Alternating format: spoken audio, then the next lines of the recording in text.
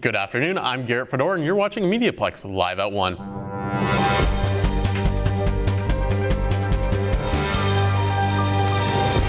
Windsor Fire battled a fire at an abandoned warehouse in the downtown area this morning. The blaze was at the Chrome Shield building owned by Flex and Gate, located at the 800 block of McDougall. All streets surrounding the building were closed, but Windsor Fire has announced the fire has successfully been extinguished. Fiat Chrysler announced yesterday an update that could result in 1,500 layoffs. Known as the third shift, these workers have the lowest seniority. Retirement options being offered to high seniority employees will help offset the number of those affected. The layoff is planned to be finalized by June 29th. President of Unifor Local 444, Dave Cassidy, posted on social media last night voicing his outrage at the announcement.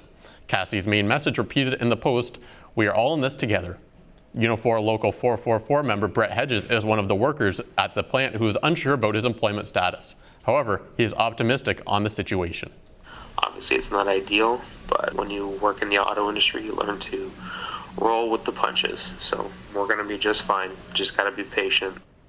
Local 444 has been in a meeting with Fiat Chrysler representatives today. However, there are no further updates at this time.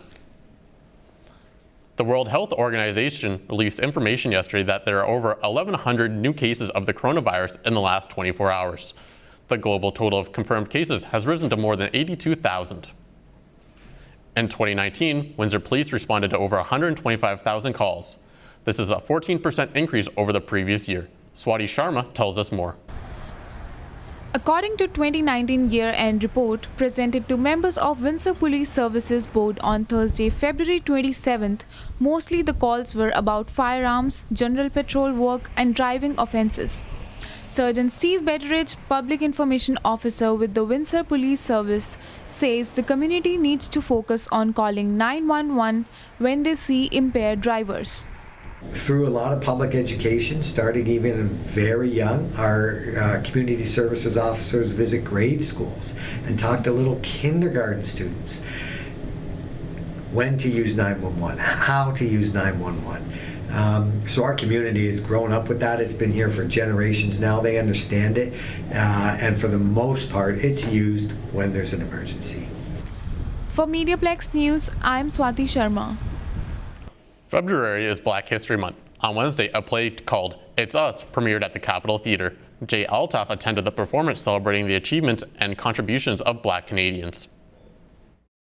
On a cold night at the Capitol Theatre, Black kids in action took the center stage with their powerful dance acts to celebrate and inform the public about African roots during this Black History Month.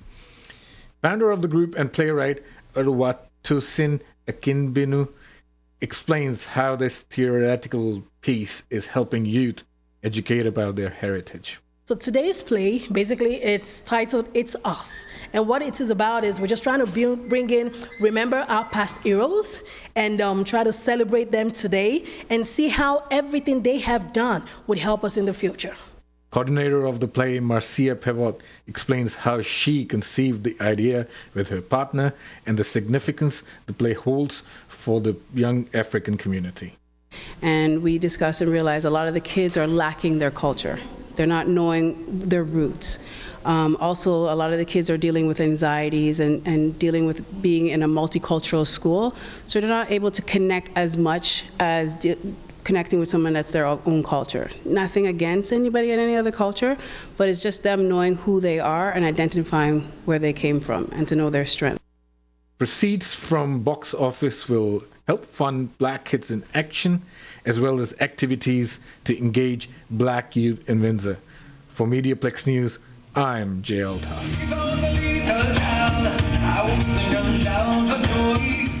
The City of Windsor is set to begin Phase 2 of its major reconstruction of Huron Church Road beginning April 1st.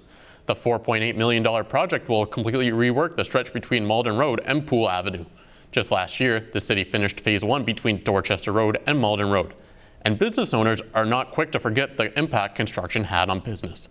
Madeline Mazak has more. It's a typical day at Fred's Farm Fresh. But last spring, things looked a lot quieter for the local market. So when they closed the expressway and they closed Northway, that one affected us quite a bit.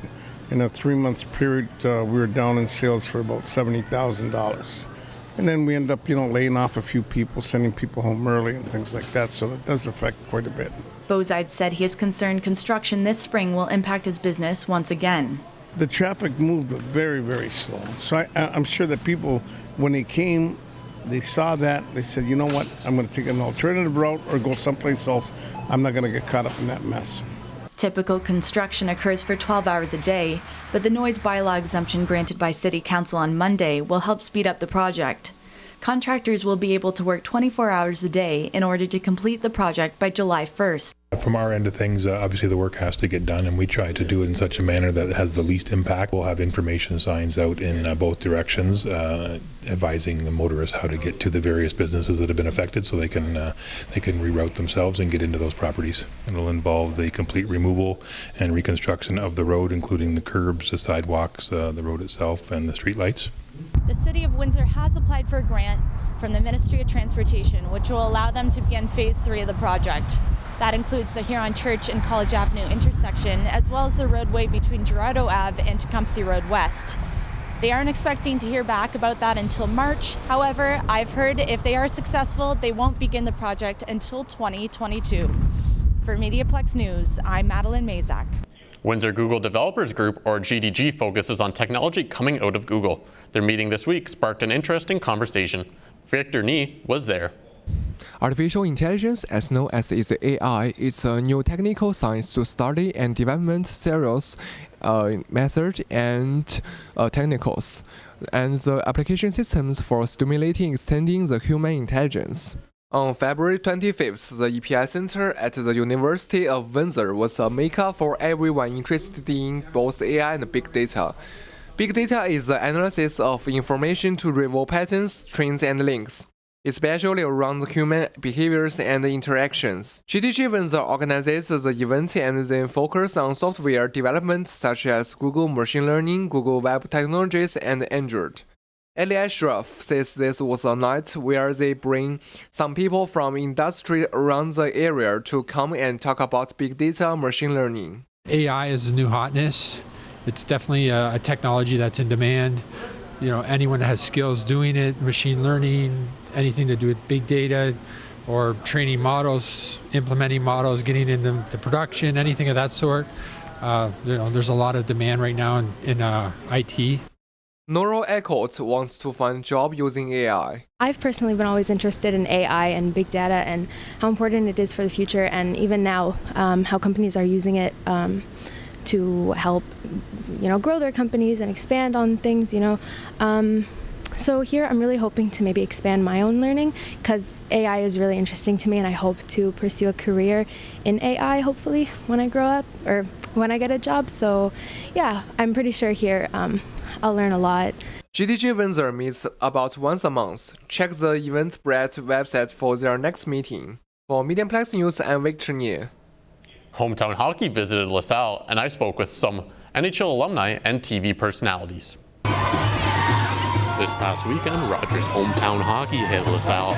I had a chance to sit down with Rogers Hometown Hockey host Tara Sloan. We are a show that tells stories through the lens of hockey, but we think they're universally Canadian. Obviously, we explore the country, but it's really about the people. While the event also features live entertainment such as local artist Buck 20 and the Tea Party, it also features notable NHL alumni. The event is designed to bring youth together for the passion that unites them all, which is the sport of hockey. It also features a live broadcast. Here's the head of Detroit Red Wings amateur scouting, Chris Draper. See all the minor hockey that's played kind of, in LaSalle, Tecumseh, Bell River, all kind of through Windsor.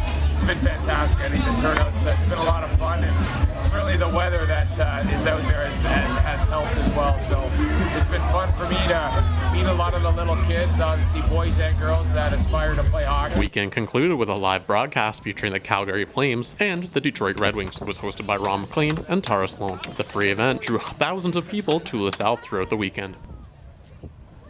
Now turning to weather.